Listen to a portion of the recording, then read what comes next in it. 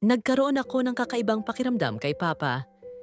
Dear Ate Rose, itago niyo na lang po ako sa pangalang Mary Rose, 20 taong gulang. Hiwalay na po ang aking mga magulang at hindi ko alam kung nasaan na ngayon si Mama. Bata pa lang kami ay iniwanan na niya kami at hindi na naghanap ng panibagong asawa si Papa. Responsabling ama naman si Papa. Lahat ay ibinibigay niya sa akin, ngunit dahil sa sobrang kalasingan ay may nangyaring hindi inaasahan. Isang araw, lasing si Papa na dumating sa bahay namin.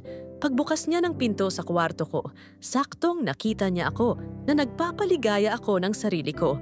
Nagulat ako nang bigla siyang lumapit at niyakap ako sabay banggit sa pangalan ni Mama.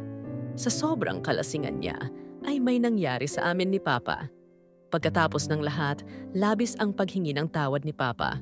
Awkward sa pakiramdam noon hanggang sa naulit pa nga muli ng isang beses ang mali namin. Alam kong hindi ito tama, pero paano ba maitama ang mali?